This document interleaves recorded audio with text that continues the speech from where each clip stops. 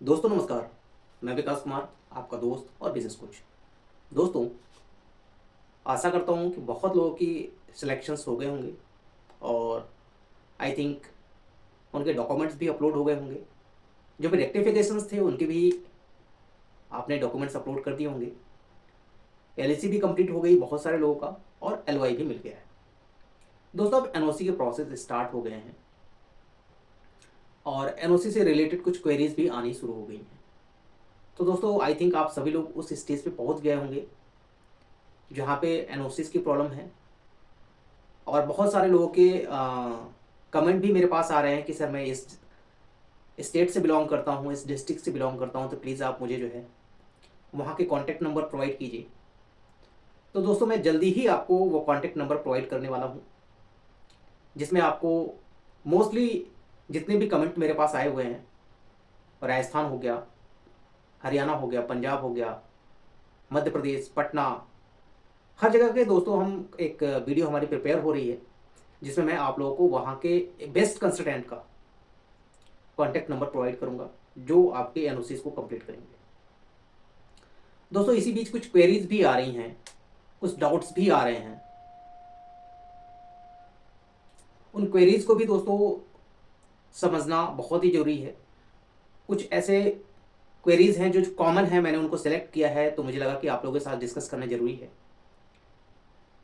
दोस्तों, इस question and answer के वीडियोस को शुरू करूं इससे पहले आपसे रिक्वेस्ट है कि अगर आप चैनल पर नए हैं तो चैनल को सब्सक्राइब कर दीजिएगा, बेल आइकन को प्रेस कर दीजिएगा और दोस्तों इस वीडियो को ज़्यादा से ज़्यादा शेयर कीजिएगा क्योंकि जिनकी भी क्वेरीज हैं वो सॉल्व हो जाए। जैसा कि दोस्तों फर्स्ट क्वेरी लेते हैं जो कमेंट में आया हुआ है, उसको आपके साथ डिस्कस करते हैं। जो पहला क्वेश्चन है दोस्तों उसको हम देखते हैं। एक हमारे व्यूअर हैं विजय पटेल जी। इनका ये क्वेश्चन है कि सर मैंने जिस लोकेशन पे एप्लीकेशन किया था वहाँ पे एक ग्रुप 1 के एप्लीकेंट का सिलेक्शन हो गया है, बट कुछ दिनों के बाद उसमें जो है वेबसाइट पे एनएसओ कर रहा है, दैट इज उनका रिजेक्शन हो चुका है। तो अब क्या बचे हुए जो ग्रुप 1 के एप्लीकेंट्स हैं उनके बीच में ड्रॉ होगा या ग्रुप 2 के जो भी एप्लीकेंट हैं उनका ड्रॉ होगा? तो दोस्तों मैं आपको फिर से ये डिस्कस कर देता हूँ, फिर से आपको ये बता देता हूँ कि जिनका एप्लीकेशन रिजेक्ट हो गया है, जो ग्रुप 1 में थे, जिनका सिलेक्शन हुआ था, अब उनका रिजेक्शन हो चुका है ड्यू टू सम रीजन, जो भी रीजन रहा हो। तो दोस्तों जो ग्रुप 1 के रिमेनिंग कैंडिडेट हैं उसमें अगर एक से ज्यादा कैंडिडेट हैं तो ड्रॉ होगा। अगर सिंगल एप्लीकेंट बच रहा है तो उसका ड्रॉ नहीं होगा, बाय डिफॉल्ट वो सिलेक्टेड माना जाएगा। अगर दोस्तों ग्रुप 1 से कोई भी एप्लीकेंट सेलेक्ट नहीं होता है, इस केस में ग्रुप 2 के कैंडिडेट्स को यह मौका दिया जाता है। तो विजय पटेल जी, आप एक चीज को समझिए कि अगर आपके लोकेशन पे कोई एप्लीकेंट है जिसका रिजेक्शन हो चुका है तो अब जितने भी रिमेनिंग एप्लीकेंट्स होंगे ग्रुप 1 के उनका ड्रॉ होगा। ठीक है। इसके साथ ही दोस्तों कुछ क्वेश्चंस और आ रहे हैं, उसके बारे में हम डिस्कस करते हैं। दोस्तों एक हमारी व्यूअर हैं बबीता भाटिया जी। उनका मेरे पास क्वेरी आया, उनका कमेंट आया कि सर मैंने जिस लैंडलॉर्ड से अपेंडिक्स 3 बनवाया हुआ था, कंसेंट लेटर बनवाया हुआ था, वो अब सिलेक्शन के बाद लीज करने को तैयार नहीं है। मतलब दोस्तों यही डिफरेंस होता है ग्रुप 1 और ग्रुप 2 में।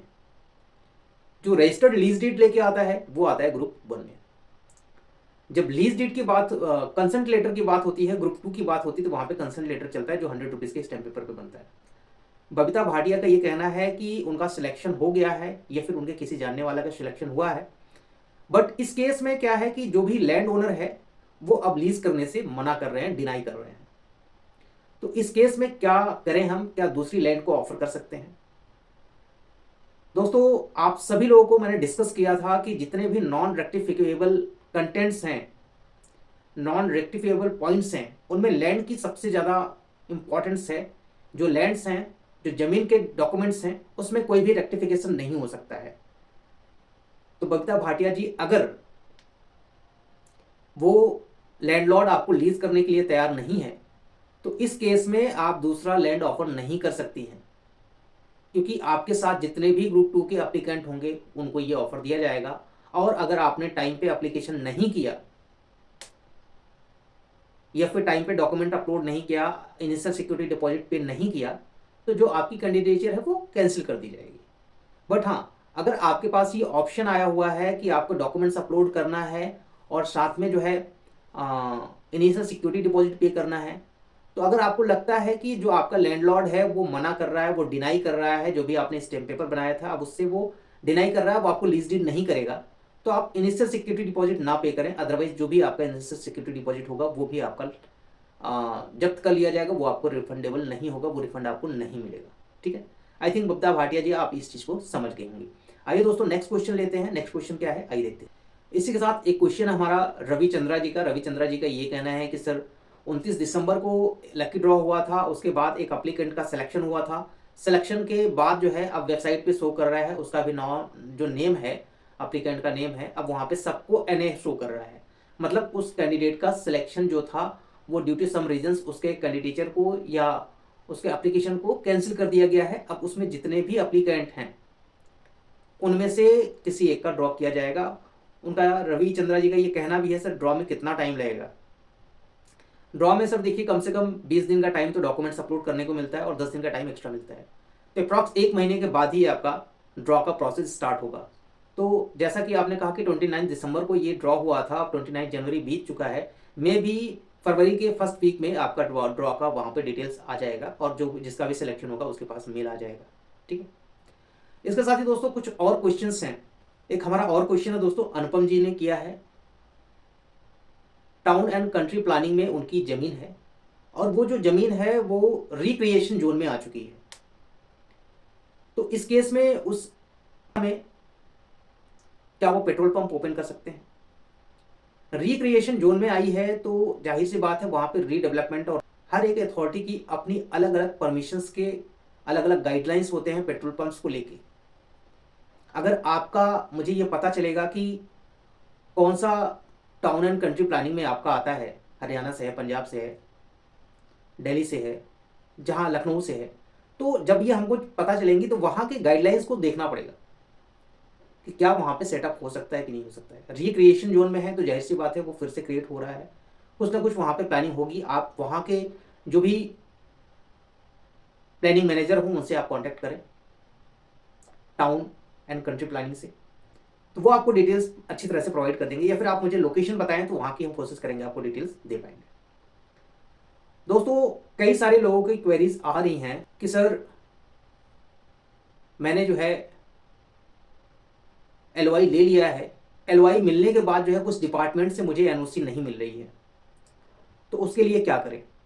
तो दोस्तों मैंने पहले ही डिस्कस किया था सारे डिपार्टमेंट्स की कुछ NOC के जो प्रोसेस होते हैं उसके लिए गाइडलाइन तो आपको फॉलो करना पड़ेगा, वो चाहे किसी भी डिपार्टमेंट का हो, वो नेशनल हाईवे हो, स्टेट हाईवे हो, फॉरेस्ट डिपार्टमेंट का हो, पुलिस लाइसेंस हो, फायर सेफ्टी नॉर्म्स का हो, फॉरेस्ट डिपार्टमेंट का हो, DMNOC हो, जो भी उनके गाइडलाइंस होंगे वो आपको फॉलो करने पड़ेंगे।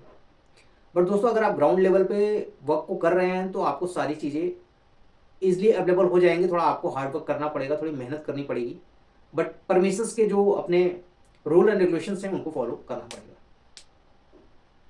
दोस्तों इसी के साथ एक क्वेश्चन इसी से रिलेटेड है कि एक कैंडिडेट हैं उनको LOI मिल गया, LOI मिलने के बाद जब ये कंफर्म हुआ कि NOC अब इनको लेना है, तो वहाँ का जो हाउसिंग अथॉरिटी थी, हाउसिंग अथॉरिटी ने उनको वहाँ पे NOC देने से मना कर दिया, ये कह के कि जो आपका प्लॉट है वो ऑन रोड ना होके पीछे है। तो इस केस में क्या करें, LOI क्या कैंसिल हो जाएगी या फिर मुझे दूसरा प्लॉट ऑफर करने का मौका मिलेगा या क्या होगा?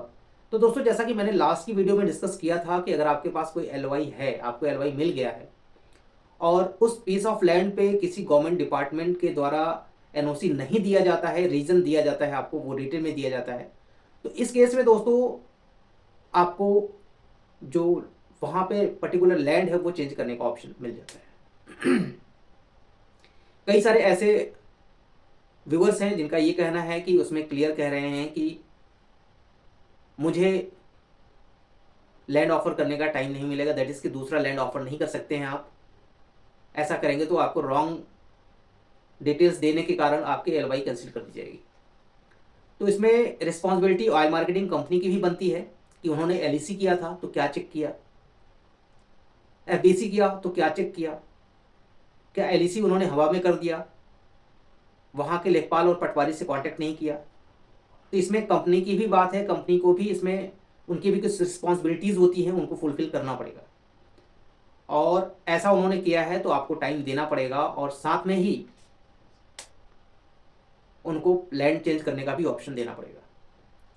इसके साथ कुछ क्वेश्चंस और आ रहे हैं दोस्तों, कि जैसा कि कुछ एडवर्टीजमेंट में कुछ इशू होने के रीज़न से कई लोगों के जो कैंसिलेशन के प्रॉब्लम आ रहे हैं।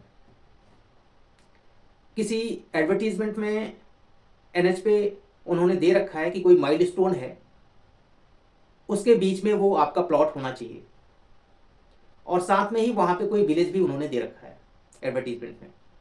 बट जो अप्लीकेंट हैं, सपोज दैट कोई माइलस्टोन 1 है और 1 to 5 के बीच में कोई एडवर्टीजमेंट निकला हुआ है, और साथ में ही उन्होंने कोई विलेज डाल दिया हो कि इस विलेज में। बट जो अप्लीकेंट हैं कोई पर्टिकुलर कोई विलेज है ए, वहाँ पे एप्लीकेशन ना करके ए से सटा हुआ बी में किया हुआ है।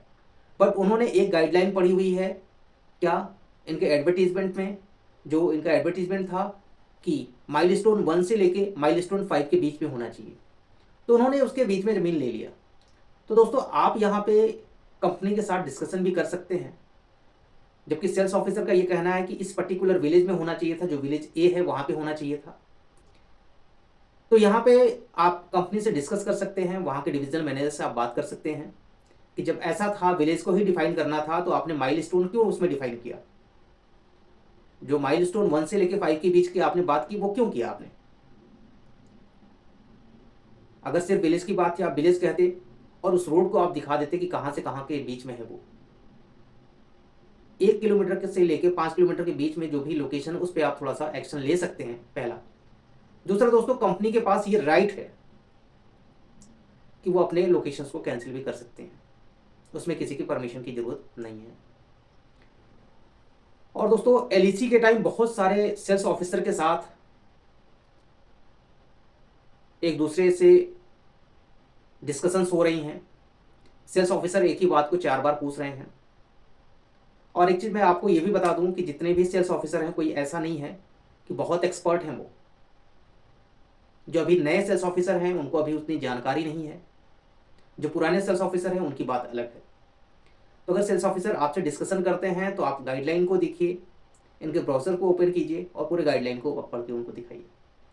तो गाइडलाइन ही आपको सपोर्ट करेगा, गाइडलाइन से ही आप जो है आगे निकल सकते हैं। तो गाइडलाइन को पढ़ना और उनके ब्राउज़र को ध्यान से देखना, ये बहुत ही इंपॉर्टेंट है, ठीक है। बहुत सारे लोगों का ये क्वेरी था कि सर एलवाई क्या है, कैसा एलवाई होता है, मुझे आप उसको दिखाइए। तो दोस्तों आज मैं आपको दिखाता हूँ कि एलवाई कैसा होता है, एलवाई में क्या क्या कंटेंट्स होते हैं, ठीक है।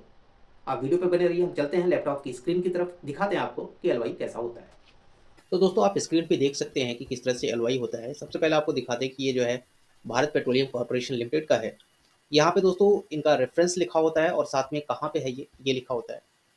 और इसके साथ ही जो आपका एडवर्टीजमेंट लोकेशन होगा उसके रिगार्डिंग सारी यहाँ पे कंटेंट्स दिए होंगे। यहाँ पे लिखा भी होता है, we are enclose here with 8 copy of our proposed RO drawing showing all the facilities proposed in the retail outlet for obtaining no objection certificate for you।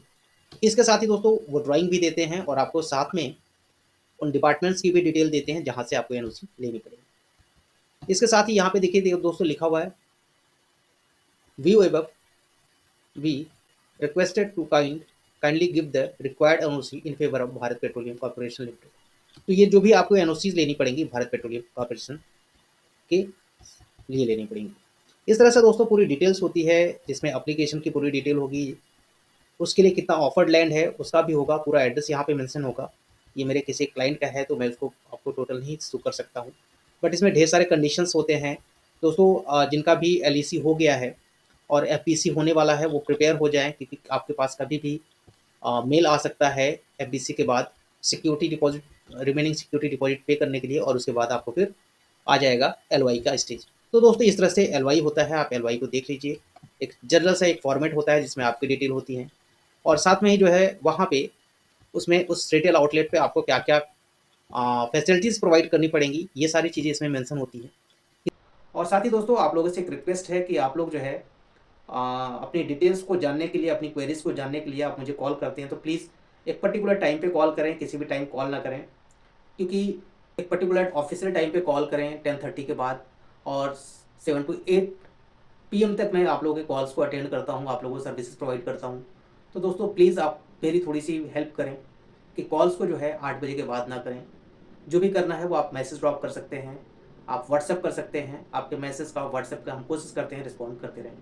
दोस्तों जिनको भी पेड कंसल्टेंसी चाहिए, जिनका भी ग्रुप 3 में सिलेक्शन हो गया है, जिनको लैंड की ज़रूरत है, वो लैंड लेना चाहते हैं बट उनको पता नहीं है कि लैंड किस तरह से लें, तो दोस्तों आप सभी लोग जिनका ग्रुप 3 में सिलेक्शन हुआ है, तो ज़मीन लेने से पहले कंपनी आपको 90 डेज़ का टाइम देती है। ज़मीन लेने से पहले किसी भी एक्सपर्ट से आप कॉन्टैक्ट ज़रूर कर लें, क्योंकि ये आपके पास एक मौका है, आपके लिए एक स्पेशल फैसिलिटीज़ प्रोवाइड की गई हैं कंपनी की तरफ से, गवर्नमेंट ऑफ इंडिया की तरफ से। तो आप अपनी इस एप्लीकेशन को ग्रुप 3 में आप जो भी ज़मीन लेने जा रहे हैं उसको प्रॉपर तरीके से लें, जिससे कि वो ज़मीन आप लें तो आपका सिलेक्शन हो, तो ड्यू टू लैंड आपका रिजेक्शन ना हो, ठीक है। तो प्लीज़ किसी न किसी कंसल्टेंट के थ्रू ही आप काम करें, किसी से भी कांटेक्ट करें जो इसके बारे में थोड़ी सी जानकारी रखते हो, बट वैसे ना करें, क्योंकि बाद में बहुत सारे ऐसे एप्लीकेंट्स हैं जो आज की डेट में वो परेशान हैं, क्योंकि उनको लग रहा था कि अगर वो पहले कंसल्टेंसी ले लिए होते तो शायद आज वो दिन उनको ना देखना पड़ता, उनके रिजेक्शंस ना होते। तो किसी से भी आप जो एक्सपर्ट हैं उनसे आप कंसल्ट करके ही आगे के काम को करें, और जिसमें आपको आगे सारी चीज़ों के लिए ईज़िली होगा, आप सारी चीज़ों को आराम से कर पाएँगे। तो दोस्तों वीडियो कैसा लगा मुझे कमेंट करके ज़रूर बताइए। वीडियो अच्छी लगी हो तो वीडियो को लाइक कीजिएगा, वीडियो को ज़्यादा से ज़्यादा शेयर कीजिएगा, और दोस्तों वीडियो को शेयर तो करिए, चैनल को सब्सक्राइब करना ना भूलिए, ठीक है। तो इस तरह के दोस्तों वीडियो के लिए मिलते हैं नेक्स्ट वीडियो में, तब तक के लिए धन्यवाद।